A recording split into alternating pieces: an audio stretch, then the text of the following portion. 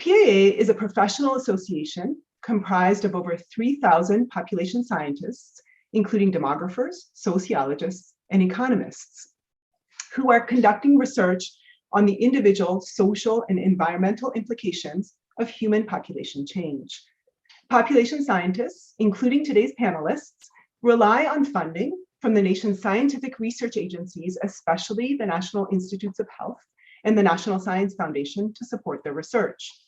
They also rely on data produced by the federal statistical agencies to inform their interdisciplinary, policy-relevant research activities. The research featured in today's briefings underscores the integral role that federal scientific and statistical agencies play in the field of population research. Climate change is an issue consuming the attention of policymakers and academics alike. Shifting migration patterns and emerging risks for vulnerable subpopulations in local communities are among the many issues that population scientists are examining. Our expert panel will share recent findings and activities that reflect the breadth of the contributions population scientists are making towards advancing greater understanding of climate change and its consequences. We have three distinguished scientists presenting today. They are Dr. Parfait Ilandu-Enege, my colleague at Cornell, Dr. Sarah Curran at the University of Washington, and Dr. Matt Hauer at Florida State University. The speakers' complete bios will be posted with the slides, so you'll have access to more detailed information about their backgrounds and expertise. A few housekeeping matters before we begin. Speakers are not here to advocate for any specific policies or positions, and what positions they express are their own and do not necessarily reflect positions taken by PAA or APC.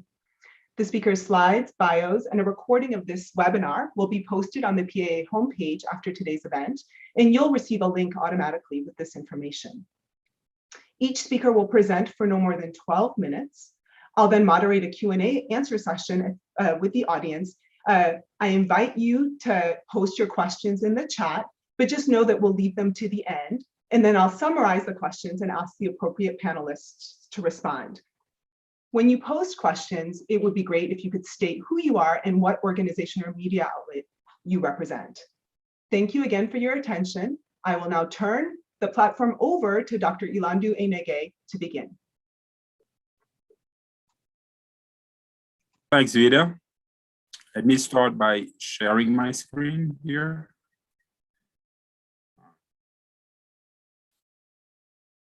Well, I'm delighted to participate in this discussion. The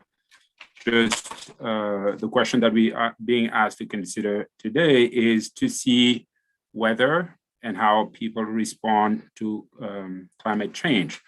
Can we detect any changes in how and where we live in response to changes in climate? And so this is an important question, undoubtedly. I think it's a question that bears on our demographics.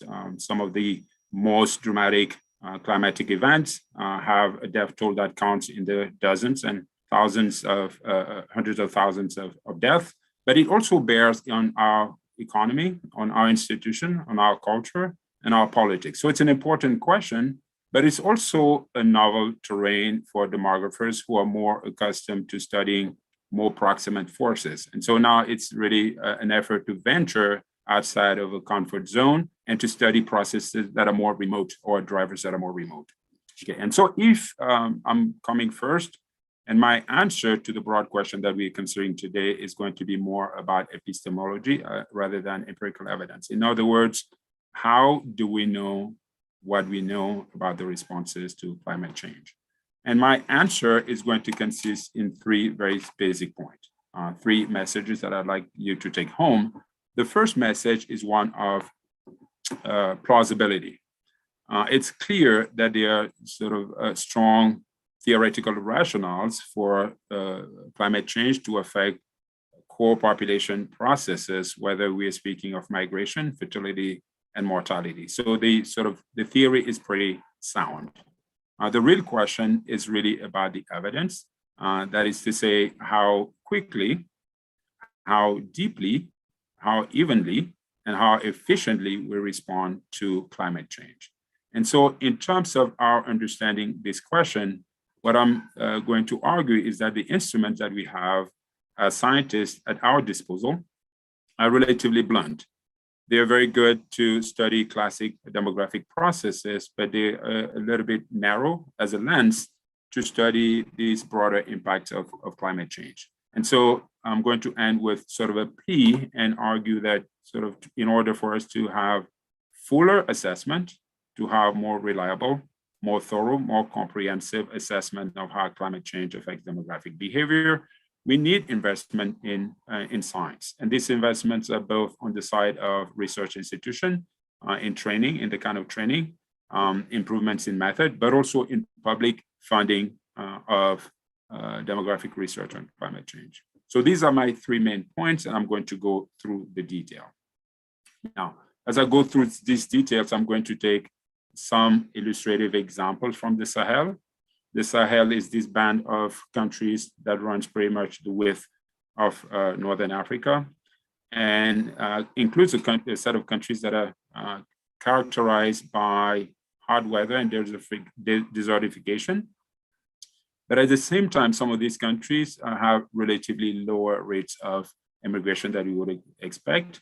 And many, if not most, have higher fertility rates. And so the question is, given the levels of poverty, given the climate and the restriction that it poses on livelihoods, why do people not have lower birth rates? Why do they not move to a higher speed? And so this is kind of a paradox that we're going to try to use as a backdrop to illustrate some of the paradoxes and things that we need to study in greater depth. And even though I draw mostly from this region, the question that I raise and some of the tentative answers that I suggest bear on responses that we see elsewhere, including in the US. Okay, so this is kind of a backdrop.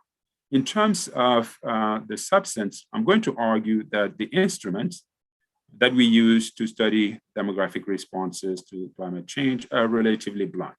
And I'm going to start first by describing the overall process by which all scientists do research. The way we do research is through a set of operations that is described here. You pose questions, you rely on theory, you design your study, you collect data, and you analyze them. So within this broader system, demographers have their particular way of working through these different stages. They have a specific set of questions they ask, a specific set of theories that they tend to use, specific designs that they tend to use, data and analysis that they deem most appropriate for their questions. And what I'm going to do is to take you through some of these choices, some of these methodological choices, and argue that while they work in normal demographic research, they become a little bit narrow when it comes to studying the effects of climate change. If we start with the research question, the kinds of questions that we tend to ask here have to do with individual responses. We focus on people and their families as units of analysis. In the case of demographic responses to climate, we may be interested in understanding how people respond. How do individual people respond? What we miss, obviously, with this perspective is the institutional responses. How do institutions, how do broader units respond? And you can have governments, to take that as an example, that can respond in a variety of ways. They can respond from more a spectrum of possibility ranging from laissez-faire and to extreme intervention. And these responses at the institutional level give a cue to individual people for how seriously they would take the threat of climate change. And so what I'm arguing here is that individual responses are not enough. We have to study how these individual responses are shaped, moderated, affected by the institutional responses. And so our lens should expand to also study individual institutional responses in addition to individual responses. And so if you take Africa, for instance, I think the global institution, the institutional responses in these quarters has been to, acknowledge the disproportionate burden of climate change that African countries feel, but at the same time, insist on the relatively small contribution that the region has in terms of carbon gas emission. And so this at times may have been a reason why people would underestimate or would underappreciate or underreport concern over climate change. And so the map that you see here is sort of a global report in how seriously people take the threat of climate change. And we can see many countries here at the bottom come indeed from that particular region. Okay. So the first limitation that we have in our classic research is about sort of the understanding institutional response. The second, if we move into the second box, which has to do with theory, many of the theories in demography, more or less, especially if you consider fertility behavior or migration behavior, are shaped by rational choice theory or some variation of it. And what this kind of theoretical lens misses is what we may call family rationality. Rational theory tends to assume that we make choices that are rational from an economic standpoint and from an individual standpoint. And what this misses is strategies that take families that as a unit of analysis and that take the long term as the reference point. So it's not about optimizing the immediate result, but at least satisfying or reducing risk over the long term for a larger unit. And so in the case of fertility, many families do what you call have a choice between what they call a quantity and quality trade-off. Do we have many babies and make sure that at least a few survive, or do invest in relatively few babies? And very often, the choice in countries that are in, for poor families that are in very stressed environments would be to make the choice of quantity over quality, because that's the choice that is going to maximize the risk of having at least some members survive, even though you have a fair amount of loss in the process. And this is pretty much consistent with what you see in the Sahel. These countries here, Mali, Niger, Chad, have among the highest fertility rates in the world, over 6 births per woman. And even within countries, the poor in these countries, people in the bottom wealth quintile, have birth rates that are much, much higher than the birth rates that you find in the top wealth quintile. So there's a clear, consistent tendency for people to react to hardship and to poverty by having more rather than fewer babies. Okay, and this is something that we need to study in greater depth. Now, moving from theory to design, most of the research on demographic responses has been based on non-experimental design. You go to places that have been affected by climatic event after the fact, you draw on some small samples, non-random sample. And so you do the best you can with these approaches. And what this misses is that actually you go into places that are completely different from the rest, and you interview and work with people who are selected. People who remain or who live in places that are relatively fragile are likely to be different. And though the responses that you're going to see there are not necessarily representative. And so we see evidence of this kind of selection in many African countries, in the Sahara region, in West Africa here, where you can see most of the capital cities that are really lined up along the coast, which is essentially the places that are least affected by the hot weather and the day.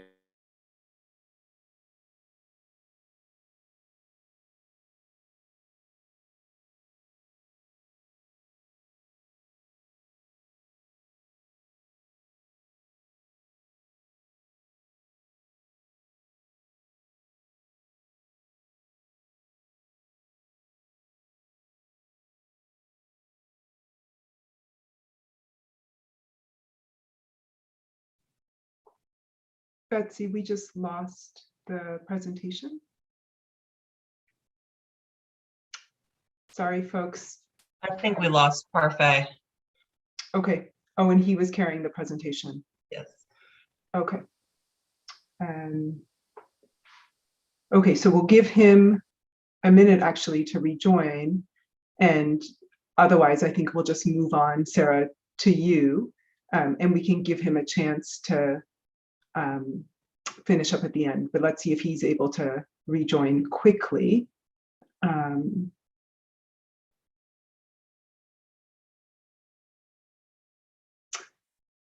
joys of virtual life.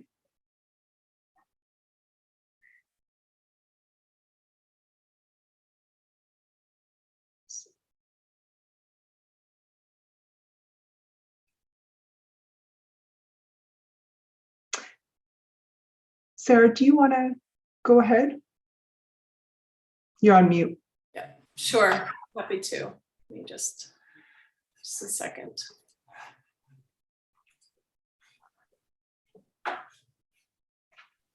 And then we'll just make sure to come back to Parfait at the end of your presentation, Sarah. Okay. Thank you. Yeah, no problem. Thank you, PAA, and thank you everybody for being here today. I think Parfait was setting up a very nice overview, and there will be a few themes that you might recognize in relation to what he was saying about the state of research in this field. But this is the talk I'm giving is a collaborative one across many population centers, Brown University, Minnesota, and the University of Washington. And we have been building a database to examine how to understand and evaluate the impact, the short and long-term impacts of hurricanes on population change in US counties. We're focusing on counties because that's where we have the best data for this period, this stretch of time across many places. And that might be one of those themes that Parfait was mentioning in terms of blunt instruments, but it's still very good and helpful and speaks to the capacities of our federal research and statistical scientific support. And my colleagues are noted here. And one of the reasons we took up this question several years ago was because there were quite inconclusive results in prior research about disasters and population change. In some studies, urban counties with large dollar losses saw an increase in population. In other places, we see a lot of population change, so an initial loss and then a change in the composition of the population. In other contexts, we've seen how natural disasters might affect who moves and who is displaced and who isn't, who is trapped. And we've also seen in other contexts that the cumulative exposure to natural disasters can yield very different reactions from populations. And this puzzling, inconclusive set of results suggested to us that we needed to build a new data set that incorporated greater temporal and spatial scope to capture those varying patterns of exposures to disasters and population dynamics, and also to think about new analytic approaches that can address many confounding factors that might limit our ability to draw conclusions about whether natural disasters that are linked to climate change might affect population change. And that's where we are, that's where we started with this project. So what we've done is build a data set that looks forward in time at US county level exposure to climate-related natural disasters between 1970 and 2017. It's a harmonized county file, so we're looking at the same space at each year between from 1960 to 2017. And we're looking at a very blunt instrument of population change. We're looking at the change in the population size using data from the US Census. We're also drawing on a unique application of a measure called the Bartik measure, which draws from data from the Bureau of Economic Analysis, and it analyzes employment growth every year and shifts in employment growth across 9 industries. And finally, we're drawing on a data set that counts and evaluates the cost of natural disasters in a county in every year. And these counts and costs are associated with property and crop damage. And it's a data set that was built and is now housed at the Arizona State University. It's called SHELDAS, which stands for Spatial Hazards and Events Loss Data in the US. They have many different kinds of hazards in these data. And we are focusing only on hurricanes, as that's sort of the biggest and most costly kind of natural disaster that is increasingly linked to climate change. And those data rely a lot on federal agencies like NOAA and FEMA to build that database. The map on your right shows the cumulative number of hurricanes from 1970 to 2017. The darker blue indicates counties that experienced 32 to 64 hurricanes, whereas the white counties are those that are no hurricane at all, and the yellower colors are less than 2 hurricanes over that time period.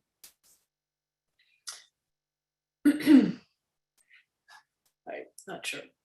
And what we're doing is analyzing at the US county level exposure to hurricanes in any one year and the change in population in the next year as a result of that hurricane. We choose only 1,133 counties from Texas to Maine that ever experienced a hurricane.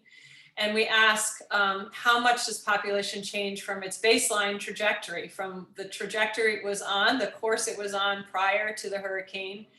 And we also look at to what extent that change in population when exposed to an economically costly hurricane.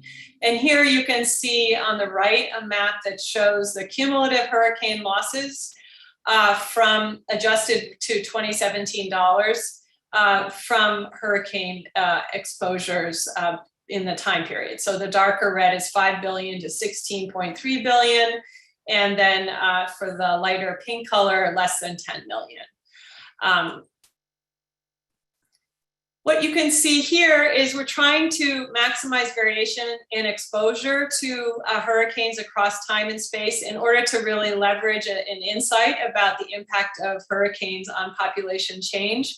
And here you can see the number of counties on the y-axis that are exposed to a hurricane in any year. And it's variable. It goes up and down over time. There were some peaks in the 80s. And then again, later as we know, in Hurricane Katrina, Andrew earlier in the period as well. So we analyze annual population growth for each year after a hurricane, and we use a regression technique that controls for annual population growth prior to the hurricane, and I'll describe that briefly. And we also control for population density and population size and economic growth. And because we know that those are sort of some of the most important confounding factors associated with trying to see exactly how much of an impact does a hurricane have on a population, on population change. I just want to quickly show you our measure and you may be wondering, why don't we use GDP or some other measure at the county level to capture to capture economic growth.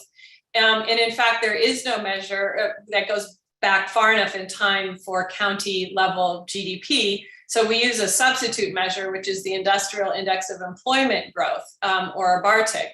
And that uses industrial codes from the Bureau of Economic Analysis.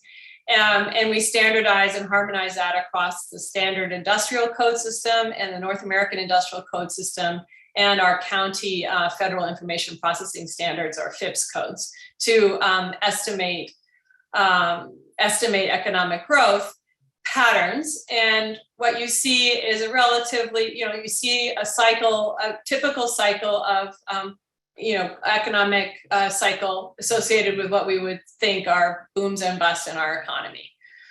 So you can see the 2008 recession on this graph in particular. That might be one that's most top of mind for us. So we feel pretty confident about the use of this measure as a substitute measure for economic growth.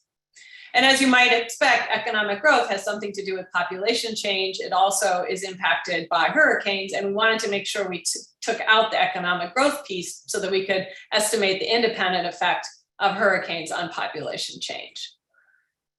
I just want to quickly show you a few statistics, which you can look at later. when we're talking about hurricane costs per capita, on average, it's relatively small. It's about, $60 per person. But many counties have experienced at least one obviously one hurricane, but almost 2 hurricanes. On average, our population sizes in our counties are about 113,000, and density is quite variable here, population density. And I'm just going to move on to others. We also want you to pay attention to this top line on the red, that while we have 1,133 counties, you multiply that times the number of years, and we have 54,000 plus observations in our data set. Now, this new approach that we're using is called a difference in difference test, which is a technique that has been used to evaluate the impact of, say, a drug or a policy on population behavioral change. So it tries to take into account disease progression prior to a treatment, and then look at disease progression after. So what we're doing is the same notion. We're setting up a treatment effect of a hurricane, and we compare population trends prior to the hurricane and then after the hurricane to statistically test whether trends differ significantly as a result of being hit by a hurricane. And for those of you who are mathematically and statistically inclined, our equation is below. And it's essentially controlling for other conditions. We're also controlling for other conditions that affect population trends, as I mentioned. So population density, population size, economic growth. And this is called a difference in difference trend. So we have a general trend, a baseline trend in population, and then we look at the difference before and after the hurricane. So let me show you those initial results. When you look at just the exposure to any hurricane, what you find is that there's a small, somewhat significant decline in the population after the first year. So if you're looking, the line here at 0 is when the hurricane hits, and then 1 is 1 year after, 5 years after, 10 years after, 15 years after, 20 years after. What surprised us the most in our results is that there was this lingering effect of a hurricane on population change. So you might have, if there hadn't been a hurricane, if there hadn't been a hurricane, the baseline trajectory would have followed the 0 line, essentially across the top here. But because of the hurricane, there's a declining population afterwards, and you get about a 1.15% reduction in the population 20 years later. Small, but significant. Now you might be wondering, well, how much does this have to do with Katrina or Andrew? And yes, those are very large hurricanes. They had big effects on population, but as my colleague who's on this call and several others, Elizabeth Fussell, Jack DeWard, have noted, there's also a rebound effect in New Orleans as a result of Katrina. So what we did was we took out all the counties that were exposed to hurricanes Katrina and Andrew to evaluate whether our model had any different effect. And what we find is that a little bit less, what we find is little change, no difference really when excluding those. Now, when we look at counties, costly hurricanes, we show a much lower effect. A very costly hurricane has less of an effect on population change, in part because these are the costly hurricanes happen in places where there is a lot of development and urban growth, and there's also a lot of sunk costs and reinvestment in those counties, and you tend to see a rebound in the population after a hurricane. And without Andrew, we also have a much smaller effect without Andrew and Katrina as a result of those. This table shows this pattern of per capita losses in total population changes as a result of hurricanes in summary, which is what I had discussed earlier for your own reference later.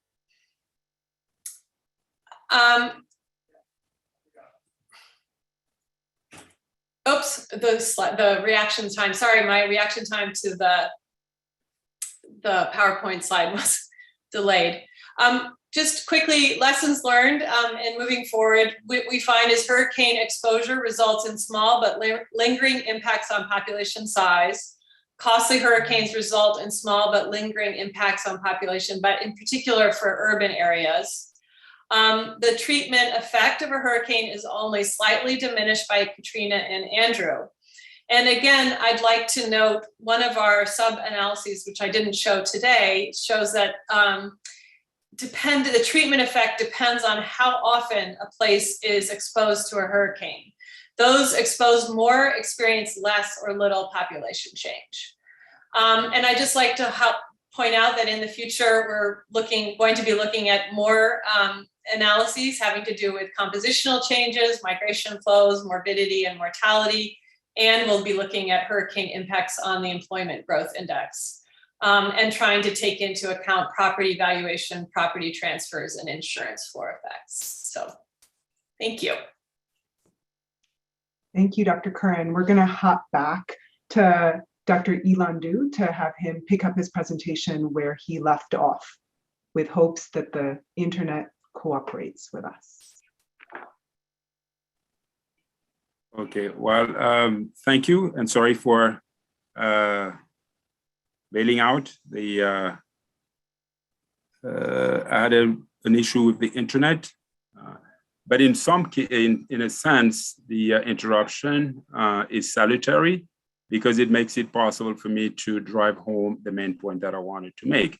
In other words, what I wanted to drive home is that there's already a lot that we know, but we can know a lot more if we expand the lens of our analytics.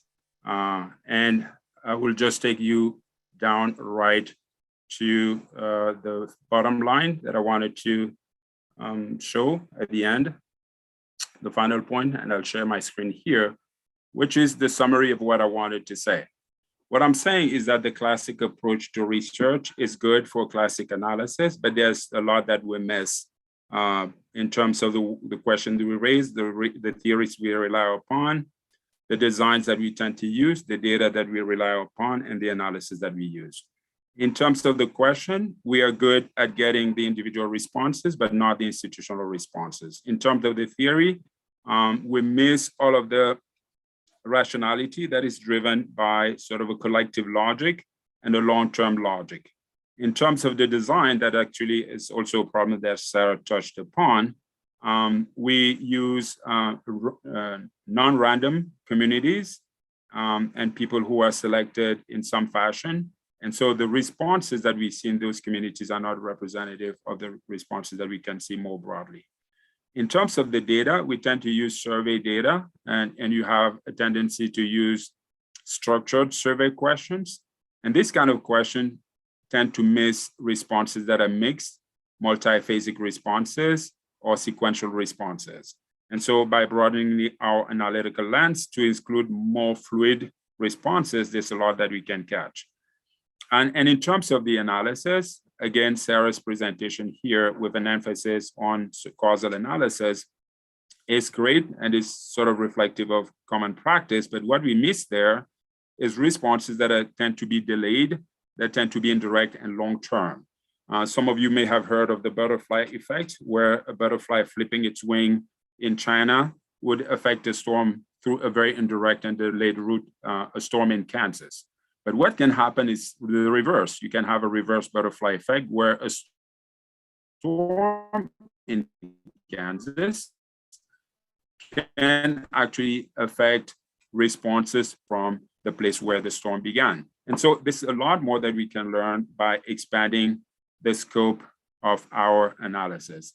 And in order to expand the scope, what I wanted to say is it's an effort in terms of public investment that ought to be made. And it affects not just the geographic coverage. Climate change is a global issue, and we cannot have the sort of highly uneven funding of research that we have now across the globe. We need to have an effort in terms of refining the methods of analysis. And specifically, we need to invest in new data collection, in new data approaches. And I have listed some of the approaches to data collection that could expand what we know about the demographic responses to climate change. Thank you, and apologies again for the interruption. Thank you so much, Parfait. Okay, next we'll turn to Dr. Hauer for his presentation, and then we'll go into the Q&A.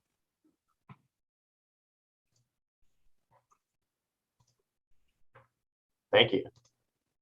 Let's see.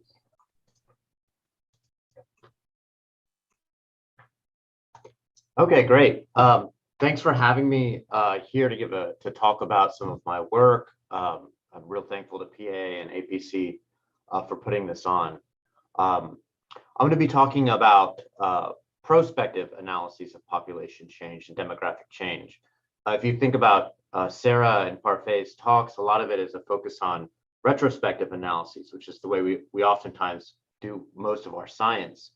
But climate change is one of these prospective challenges as well. As the century moves on, kind of things get increasingly difficult or more challenging. So what I'm particularly interested in are these two major global trends. The first is a demographic trend, right? That the US population, and really not just the US, but globally, is going to age and diversify this century. And this is a relatively well-known and well-studied demographic phenomenon. But the second major trend too is that climate change is going to happen. And as the century progresses, no matter the warming scenario, the impacts worsen over the century. So essentially, I'm really interested in taking this sort of trend where we're looking at increasing amounts of warming. As you can see, each scenario by the end of the century is warmer. And I'm also interested in something like this. This is just from Pew, and this is just showing demographic change over time. And you can see the US population becoming increasingly diverse in this case. Focusing on the coastline is pretty important for a number of reasons. First off, 40% of the US population lives in a NOAA designated coastal community. And coastal communities, both in the US and across the world, continue to be some of the most rapidly growing places. So we have an increasing focus on a coastal world, right? People that are close to coastlines of some kind. And we have lots of descriptions of historical demographic change, of how the last 30 years, how people have moved and where they live and so on. But when we think about future demographic change, it's still very limited. And I think that in order to help understand and make better decision-making when we talk about climate change and adaptation, I think it's important to put these two trends together, to think about future demographic patterns and climate change as well. So that's what I'm going to do very briefly. I'm going to talk about demographic change this century to 2100 using a set of population projections for the 258 literally coastal counties. So these are the ones that are right adjacent to the coastline, not inland in any way. And I'm going to focus on four main areas. I'm going to look at changes in the age structure, changes in the sex composition, changes by race, ethnicity for four groups: white, non-Hispanic, Black, non-Hispanic, other non-Hispanic, and Hispanic. And then I'll provide as well a very brief comparison between inland and coastal areas to see if these are just sort of general secular demographic patterns. So I want to start first with race and ethnicity. So right now, the US coastline is just under 50% white non-Hispanic. So most of the coastline is non-white, non-Hispanic of some kind. But by 2050, the white non-Hispanic population is projected to account for less than 40% of the US coastal total. So this is a decline of 10 percentage points, or about just under about 1 million people. And as the century progresses, this diversification continues, where we see an increasingly diverse coastline. This is really apparent when you look at it geographically. This is the coastline right here, and this is just showing the modal race group in each of the counties. The darker the color, the larger the percentage of that primary or the largest race group is. And so the coastline is dominated by dark blue, where most counties have a majority white non-Hispanic population that's in excess of 75%. There's a couple of other pockets throughout the coastline in Southern California, South Florida, and Southern Texas in particular. But for the most part, it's rather hegemonic in terms of a white non-Hispanic. By 2100, though, we're looking at a pretty significant blunting of that white non-Hispanic population. Instead of those really dark blues, we're starting to see much lighter shades of blue, and we start to see some other race groups creep in that are much lighter in color. So we might see a switch in some of these areas toward a different race group. So the message I want to get across is that this diversification is pretty much going to happen everywhere. It's not unique to one certain area. If we look at age, the coastline is pretty youthful in 2020. This is just the population pyramid. The red lollipops, those are the age structure in 2020, and the hollow boxes are the age structure in 2100 for those 258 counties. But as you can see by 2100, that those hollow boxes, there's a lot more people over the age of 65. We're looking at about 3 times the population age 65 plus in 2100 compared to the population today. And if you look at it by percentages, we have about 1 in every 6 people in the coastline is over the age of 65. But by 2100, we're looking at a much higher percentage, over 37% that will be over 65. And to put that number in perspective, Japan is one of the 3 oldest countries in the world. It's generally Japan, Germany, and Italy that are the oldest countries. And Japan has a 26% of its population is over the age of 65. So the coastline is going to be older than Japan is today, to kind of put that in perspective. If we look at the other age groups, this is just really common demographic groupings, working age being those between 20 and 64, the older population being 65 and older, and then the youth population or the young population age 0 to 20. We can see that there's not a whole lot of growth in any of the age groups outside of the 65 plus. Most of those growth lines are relatively flat. So who's going to be occupying the coastal areas in the US in the future? It's most likely going to be older adults in those areas. For some areas, it's going to be really significant, the amount of aging. Here, I'm just looking at the 25 most populous coastal counties and their median ages in 2020. In the red dot, the black dot is 2050, so the middle of the century, and the blue dot would be 2100. And so most of these counties are going to see rather significant aging. Again, I put Japan up here just as a reference point. The median age in Japan today is about 48. And so some of these counties will be older than Japan is today.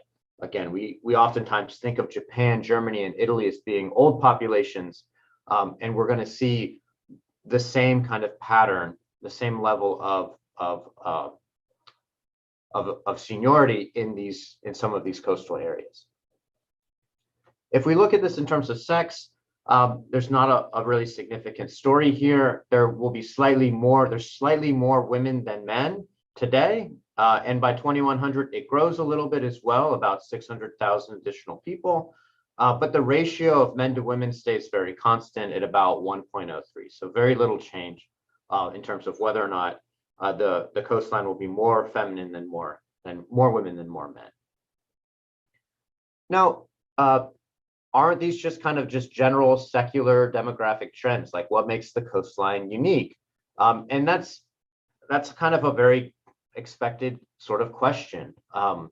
This is just showing demographic change for the whole US out to 2100. The more pink an area is, the more young it is, the more teal it is, the more working age, and the more golden it is, the older the population is by the end of the century. And so, yeah, in a lot of cases, some of these trends are very much secular demographic trends that are happening pretty much everywhere. The whole US is going to age, or very likely to age, this century. So in essence, yes, these are secular demographic trends, but also no. So we can do a comparison between coastal and inland areas, and we can very clearly see that the coastline is different than the inland area. So here's looking at just in blue is the coastal areas, in yellow, those are the inland. I try to get like a sandy kind of color. And so they're very different today in terms of racial composition, and they're different again by the end of the century. So there's the coastline will still be more diverse than inland parts of the US. In terms of median age, though, the coastline in the inland areas are not different. They're not significantly different today, but they become significantly different as the century goes on, where we can see that inland areas are significantly older than, or coastal areas are significantly older than inland areas. And if we look at the sex ratio, again, there are slightly more women than men in coastal areas compared to inland, and that stays the same throughout the century. So these are just secular demographic trends, but they are very different. They're slightly different for coastal areas as well. So to quickly wrap up, coastal areas are likely to be older. They're likely to be more racially diverse and contain slightly more women than men by 2100. And all of these are the same compared to inland areas. In particular, coastal areas are aging a bit more rapidly than inland areas. So why does this matter, right? So like, what's really important about understanding demographic change when we look at sort of climate change? And I think this is important because those types of conversations, demographic change and climate change, are rarely in conversation. So I had a graduate student and we reviewed almost 140 articles using the terms aging or aged and so on, and climate change. And only 18 of those 139 articles were prospective analyses. The rest were all retrospective, looking in the past. And the overwhelming majority were just about temperature and mortality or temperature and morbidity, with very few analyses on the other major parts of climate change.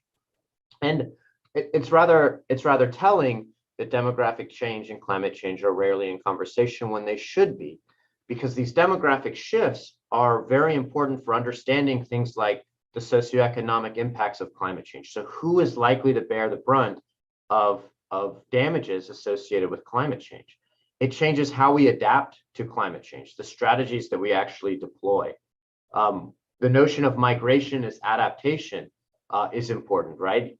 What does it mean to have older populations who are least likely to migrate? It matters for understanding mitigation of carbon emissions as well.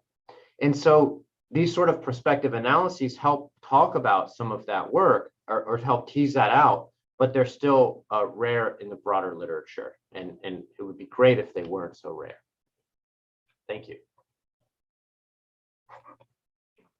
Great. Thank you so much, Matt, for that great presentation. Thank you to all of our scientists for presenting today. I actually wanted to kick off the Q&A by inviting Drs. Curran and Howard to talk a little bit about just kind of thinking about the perspective of today's panel, which is, about government affairs, what kinds of data or other investments you see as missing or needing more support to do the kind of research that you think is important to do to understand climate change and how it affects demography and population change.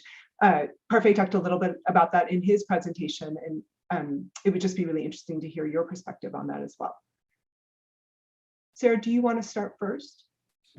Sure.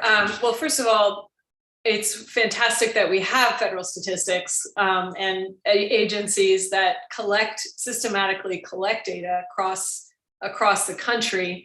And but all of us would love more data and more and more frequent information and more deep information around the key questions that Matt was highlighting with regards to race, diversity, economic opportunity, economic status, et cetera, and be able to link those data a little more effectively at a higher resolution in order not just county level, but getting down to maybe zip code level certainly without compromising people's privacy and security, but making sure that we have enough information about the more proximate impacts on people's livelihoods and well-being and the nature of their behavior in those places. So we have a great statistical system, but it has taken our team many years to harmonize those data that we put together. They seem relatively simple, but it took a lot of work to get that data to be able to speak to itself across time. And those are the kinds of challenges that could be improved upon in future investments. Thank you so much. Dr. Howard? Yeah, so one of the things that makes climate change very interesting is that it's a global major phenomenon, right? Like it's global in scope, but the impacts are extremely localized. So if you look at temperature variation across the city, you can have very hot areas and relatively cool areas all within the same city. If you look at sea level rise, it's super localized as well, where certain areas are more likely to flood than others. And even if you look at like a hurricane, on a hurricane track, the difference of 10 miles can make the difference between having storm surge or having reverse storm surge, where the water actually pulls out of an area. And I say this because most of the data that we work with as population scientists is at the county or state or national level. And so investments in much more localized demographic data are one of the things that we really need to better understand demographic change and climate change together. Thank you so much. So now moving to the question and answer through the larger group. Matt, I'm going to start with you. A couple of more detailed data questions. So one is, what's the source of your county level population projections by age, race, and sex? That comes from Dr. Jacobson at the PRB. And then I'm going to give you both because they're kind of related. But the second is more substantive. It comes from Elizabeth Stolberg, who is at the American Society of Agronomy, Crop Science of America, and Soil Science. And she asks, why do you believe that there will be so many older people in the coastal residents in your forecasts? Why do you think that families wouldn't move in or older residents wouldn't move out, especially as climate change affects flooding and other property values? So I'll start with Linda. I'll type in the answer when we get done, but I published a set of population projections with a full validation 2 years ago that these are drawing from. So those are, and they're open access. The code is fully available as well. So I'll put the link to that in the chat. As far as whether or not people are going to move. So with the migration literature on this is rather interesting to say the least. So we know a couple things with environmental migration. And the first is that most people don't want to move. They call this the Immobility Paradox. So when faced with many of this, like people don't want to move. I mean, Parfait had a wonderful graphic about in his very beginning about Hurricane Katrina. And so most people just don't want to move.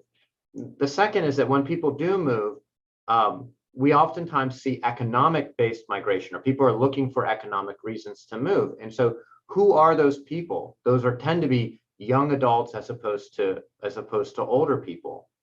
In fact, if you look at what happened after Hurricane Maria in Puerto Rico, the out-migration was almost entirely working-age adults. And so it caused the island to age much more rapidly. There's a recent paper that came out showing this. So these all kind of come together, right? That one, people are unlikely to move, and then two, younger people are more likely to move than older people. So I think this becomes a confluence of these two patterns, then, that we end up with more older people in coastal communities than we would expect, simply because people don't move, and then young people are more likely to move than older people. Thanks, Matt. I wanted to just take a minute to ask Parfait a question. Parfait, I was thinking about in your talk about, what used to be a large conversation about fertility decline and the need for the fertility decline to improve welfare. And I know that fertility and climate are related, but and now this kind of question about climate and why don't people do what they need to do to reduce the effects. And I just wonder whether you can talk about this tension between experiences at the local community and then on the other hand, these global or international policies and perspectives that we take and are in play, and how to both be responsive but also respectful of the choices that people make and the internal logics of those choices, even if then in aggregate they might not forecast well, but still they have these internal logics that reflect, an important part of agency and humanity that I think we have to be mindful of.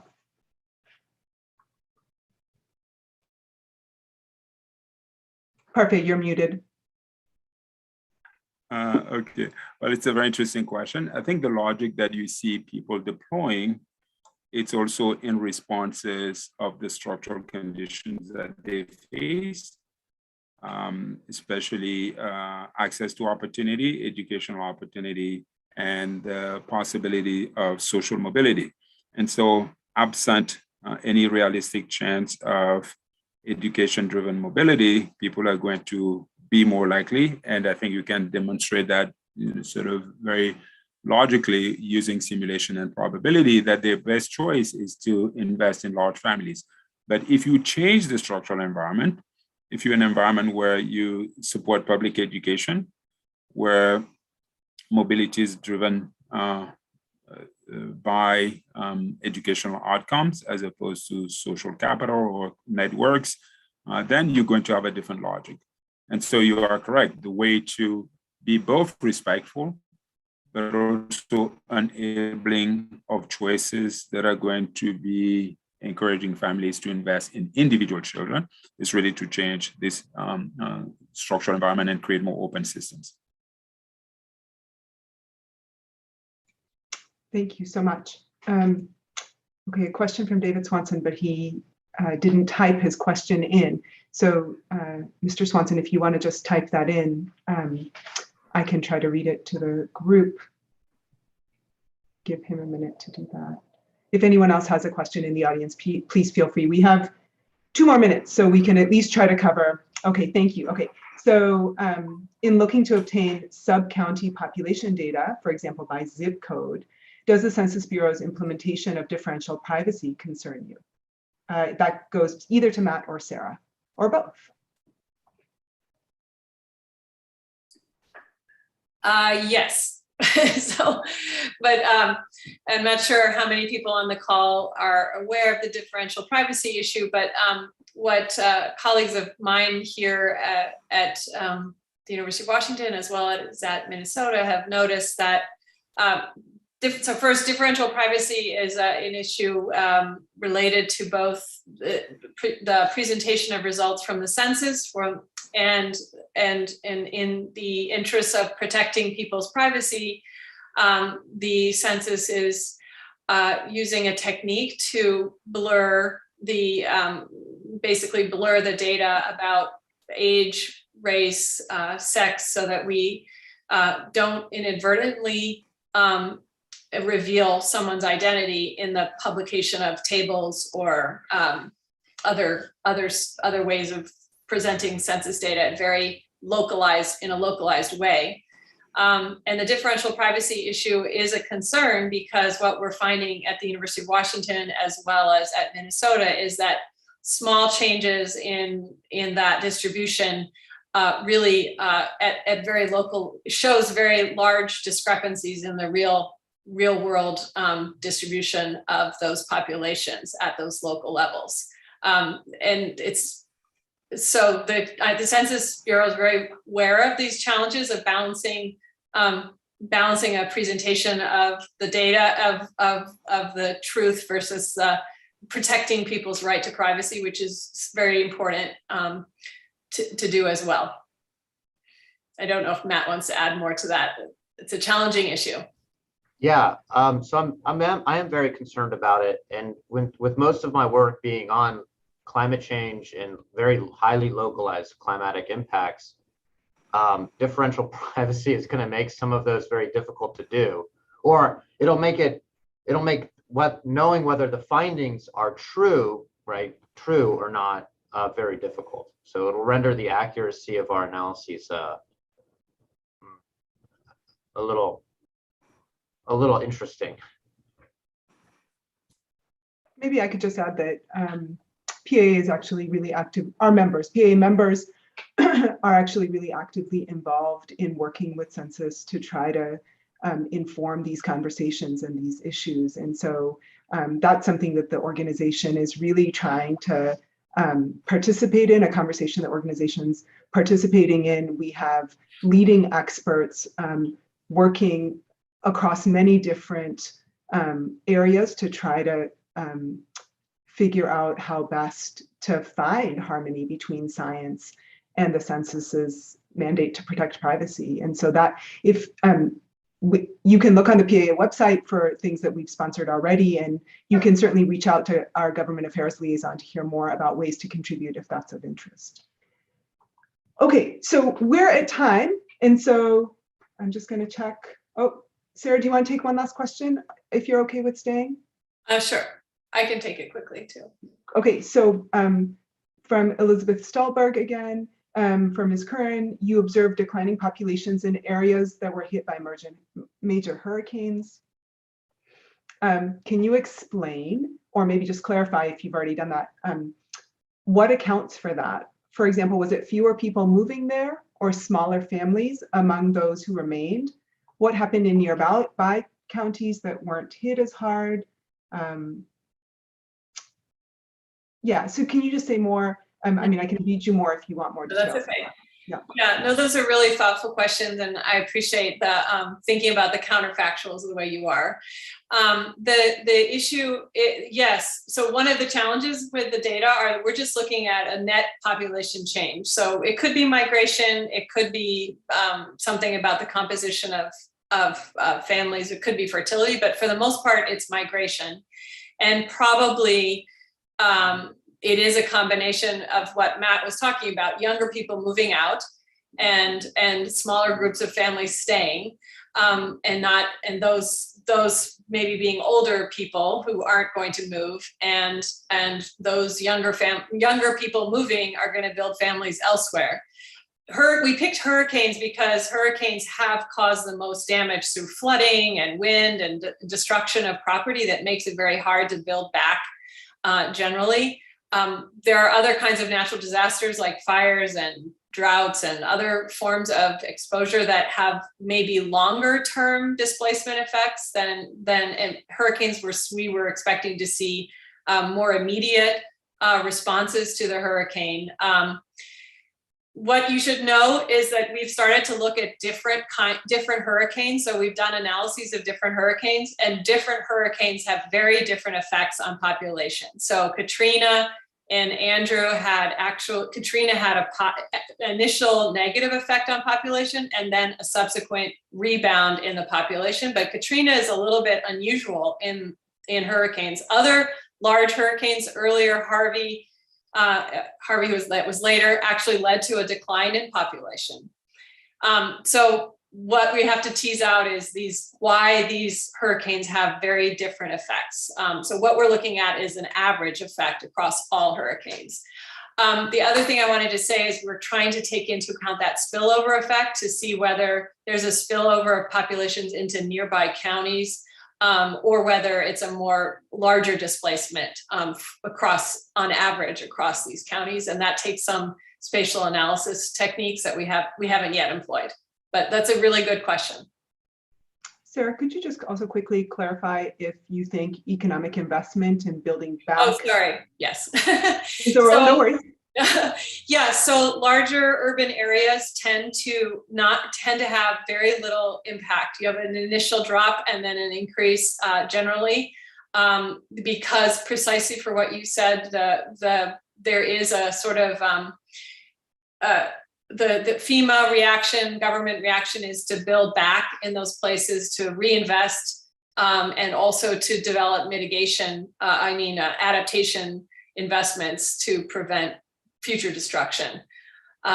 So there is that sort of sunk cost approach that keeps people there.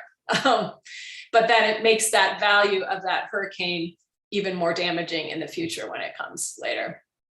So a perverse economic result. Thank you so much. Let me thank our panelists for their really illuminating presentations, and thank the audience for their thoughtful questions. And we'll close the session here.